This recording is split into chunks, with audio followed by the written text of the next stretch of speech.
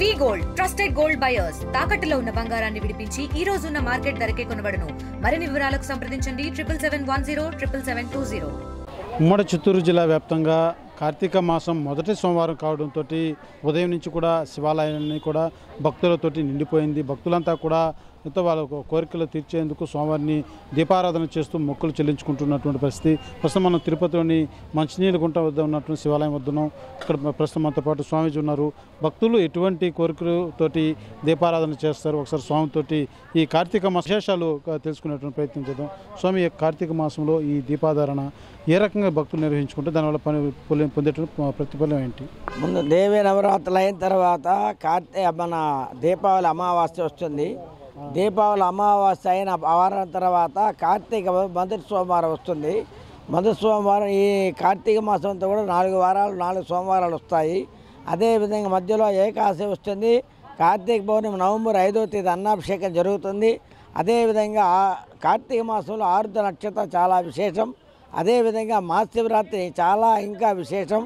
ఈ కార్తీక మాసంలో భక్తులు వాళ్ళ యొక్క సమస్తమైన జాతక చక్రంలో ఉన్నటువంటి దోషాలన్నీ పోవడానికి ఎంతో భక్తి శ్రద్ధలతో వేకువజామున లేచి అన్ని శివాలయాల్లో వారి శక్త్యానుసారంగా మంచి ముగ్గులు వేసి ఆవు నెయ్యితో దీపారాధన 5 ఒత్తులు, 2 ఒత్తులు, 11 ఒత్తులు, 27 ఒత్తులు, 58 ఒత్తులు, 108 ఒత్తులు, సంవత్సరానికి సరిపడేటువంటి 365 ఒత్తులు కూడా వెలిగించి వాళ్ళ కుటుంబ క్షేమానికి పిల్లలు బాగా చదువుకోవాలా, ఆరోగ్యవంతులుగా ఉండాలా, ఆరోగ్యం ఉండాలా, భర్త బాగుండాలా, నాకు సౌభాగ్యం బాగుండాలా. అదే కాకుండా జాతక చక్రంలో రాహుకేతుల దోషాలన్నీ కూడా తొలగిపోవాలా. అదేవిధంగా కార్తీక మాసంలో శివారాధన చేయడం వల్ల గౌరీదేవి శివ పార్వతీ పరమేశ్వర అనుగ్రహం సంపూర్ణంగా ఉంటుంది. వాళ్ళ కుటుంబం క్షేమం, పిల్లలు అందరూ బాగుంటారు. అదే కాకుండా శాస్త్రాలు పురాణాలు చెప్పినట్లు ఒక దీపారాధన చేసేదాని వల్ల సమస్తమైన దోషాలన్నీ తొలగిపోయి జాతక చక్రంలో దోషాలన్నీ తొలగిపోయి వారి పిల్లలకు ఉద్యోగాలు, విద్య, వివాహాలు అన్నీ కూడా మంచి జరుగుతుంది. అంతేకాకుండా దీపారాధన చేయడం వల్ల చీకటి పారదోలిది వెలుగు కాంతిని ఇస్తుంది. కాబట్టి అప్పుడే వాళ్ళకి అన్ని విధాల వెలుగులోనే సుఖాలు, భోగభాగ్యాలు, అష్టైశ్వర్యాలు అన్నీ కూడా జరుగుతాయి. కార్తీక మాసం అంటానే భక్తులందరూ కూడా అన్ని దేవాలయాలు శివకేశవులు నిలవైనటువంటి కార్తీక మాసం, మాఘమాసం కాబట్టి శివుడికి కూడా మహా ప్రీతి. అభిషేకాలు చేస్తారు, రుద్రాభిషేకాలు చేస్తారు. మహాన్యాసపూర్వ రుద్రాభిషేకం చేసుకుంటారు వాళ్ళ కుటుంబ క్షేమం కోసం. అలాగే వెంకటేశ్వర స్వామివారు కూడా శివకేశవులు కాబట్టి వెంకటేశ్వర స్వామివారిని కూడా దర్శనం చేసుకుంటారు. అన్ని దేవాలయాలకు వెళ్ళి భక్తులు వాళ్ళ కోరికలు నెరవేరేదానికి, వాళ్ళకు ఉన్నటువంటి దోషాలు తొలగిపోవడానికి చక్కగా ఎంతో భక్తి శ్రద్ధలతో రావి చెట్టు, వేప చెట్టు కింద శివాలయాల దగ్గర, నాగదేవతల దగ్గర దీపారాధన చేసి వాళ్ళు బిడ్డలందరూ కూడా సౌఖ్యంగా క్షేమంగా ఉండాలని చెప్పి ఈ కార్తీక మాసం 30 రోజులు 4 సోమవారాలు అభిషేకాలు, దీపారాధన చేస్తూ ఉంటారు. వాళ్ళకి అన్ని దోషాలు తొలగిపోయి ఆరోగ్యంగా ఉంటారు. దేశం సుభిక్షంగా ఉంటుంది. లోక కళ్యాణం అంతా కూడా అందరూ కూడా బాగుంటారు. పరిపాలించే విధానంలో కూడా వాళ్ళకి అన్నీ మంచి జరుగుతుంది. అలాగే దినదినం బాగా అభివృద్ధి, అన్ని దేవాలయాలు అభివృద్ధి జరుగుతుంది. వాళ్ళు దీపారాధన చేసేదాని వల్ల వాళ్ళ కుటుంబం క్షేమం, అందరూ పిల్ల పాపలతో పాటు కలకాలం చల్లగా ఉంటారు. అంతేకాకుండా ఈ కార్తీక మాసం అంటానే శివుడు గుర్తొస్తుంది, పార్వతీ అమ్మవారు గుర్తొస్తారు. దాంట్లో విశేషం ఏంటంటే నాగదేవత మెయిన్. ఆ నాగదేవతలకు పుట్టలో పాలు పోస్తారు. నాగుల చవితి రోజు పుట్టలో పాలు పోస్తారు. నాగుల పంచమికి పూజ చేస్తారు. అలాగే స్కంద షష్ఠి అని వస్తుంది, మాఘమాసంలో వస్తుంది. కార్తీక మాసం వస్తే సుబ్రహ్మణ్య స్వామికి అత్యంత ప్రీతిదాయకమైన రోజు. కాబట్టి ఈ యొక్క పార్వతీ పరమేశ్వరకు సుబ్రహ్మణ్య స్వామి నాగదేవతలు కాబట్టి వాళ్ళకి పూజలు చేసిన తర్వాత, దీపారాధన చేసిన తర్వాత వాళ్ళ కుటుంబం క్షేమం కోసం ఇవన్నీ చేస్తూ ఉంటారు. అభిషేకాలు కూడా చేసుకోవాలి.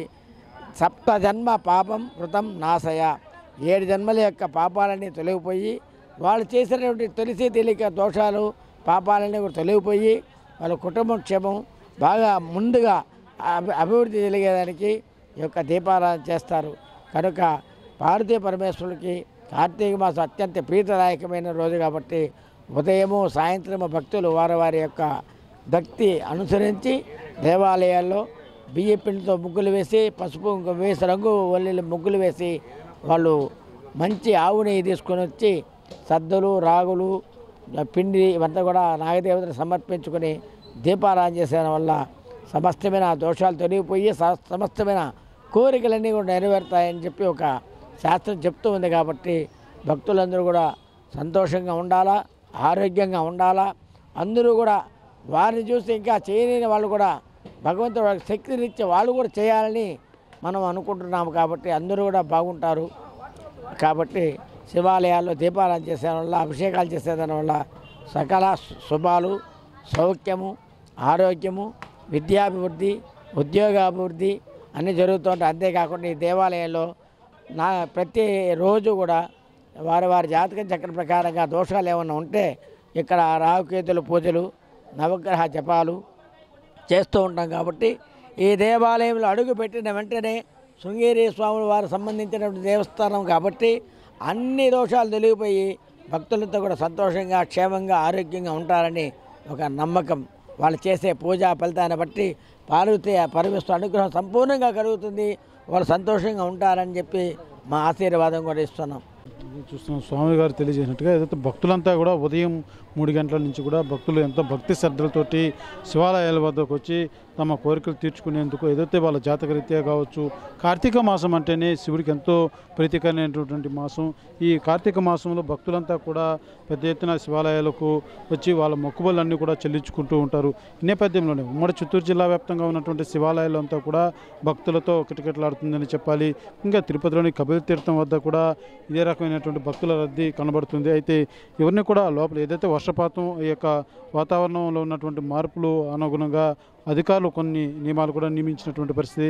ముఖ్యంగా ఆ యొక్క కోనేటి వద్దకు వెళ్ళి దీపారాధన చేసేందుకు ఎక్కువ భక్తులు మొగ్గు చూపుతూ ఉంటారు. అయితే అధికారులు మాత్రం ఈ వాగులు వంకలు ఉధృతంగా ప్రవహిస్తున్నటువంటి నేపథ్యంలో ఎవరిని కూడా ఈ కపిల తీర్థం వద్ద అయితే కోనేటి వద్ద కావచ్చు, మిగిలినటువంటి ప్రాంతాల్లో ఆ యొక్క సరస్సులు కావచ్చు, ఆ నదీ ప్రవాహాల వద్ద కూడా ఎక్కడే కానీ ఎవరిని అలో చేయడం లేదు. అయితే భక్తులంతా కూడా ఏదైతే వేప చెట్టు, రాగి చెట్టు, ఈ చెట్ల కింద వాళ్ళ దీపారాధన చేసుకుంటూ స్వామివారిని దర్శించుకుంటూ తమ మొక్కులు చెల్లించుకుంటున్నటువంటి పరిస్థితి.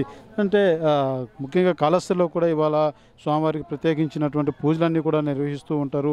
ముఖ్యంగా కార్తీక మాసం అంటే భక్తులంతా కూడా వాళ్ళ యొక్క మొక్కుబళ్ళు చూడొచ్చు. ఆ యొక్క దీపారాధన, ఉసిరికాయతో దీపారాధన, 300 ఒత్తులతోటి దీపారాధన, పిండి పదార్థాలతో ఏర్పాటు చేసినటువంటి దీపారాధన, పౌందులతో దీపారాధన, అంటే అనేక రకాలైనటువంటి వాళ్ళ యొక్క మొక్కుబళ్ళు స్వామివారికి ఆ మొక్కున్నటువంటి మొక్కుబళ్ళన్నీ కూడా అనేక రూపాలలో స్వామివారికి వాళ్ళు యొక్క భక్తి శ్రద్ధలతోటి దీపాలను వెలిగించి వాళ్ళకి అదే రకంగా గౌరవ వ్రతాలు కూడా చేసుకుంటూ ఆలయాల వద్ద మహిళలు ప్రత్యేక పూజలు కూడా ఇవాళ నిర్వహించుకుంటున్నటువంటి పరిస్థితి. అయితే ఉమ్మడి చిత్తూరు జిల్లా వ్యాప్తంగా కూడా శివాలయాల్లో ఎటు చూసినా కూడా భక్తులతో కిటకిటలాడుతుంది. ప్రతి ఒక్కరు మహిళలంతా కూడా ఉదయం నుంచి కూడా స్వామివారి భక్తి శ్రద్ధలతోటి దీపారాధనతోటి కొలుస్తున్నటువంటి పరిస్థితి.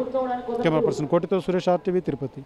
తెలుగులో న్యూస్ కి ఫాస్టెస్ట్ యాప్ ఇప్పుడు టోటల్లీ న్యూ అవతార్లో జస్ట్ 5 సెకండ్స్ లో కంప్లీట్ న్యూస్, సోషల్ మీడియాలో ట్రెండ్స్ కి one stop solution, live TV app, voice search option తో ఇప్పుడే డౌన్లోడ్ చేయండి లేదా అప్డేట్ అయిపోండి. యాప్ లింక్ డిస్క్రిప్షన్ లో ఉంది.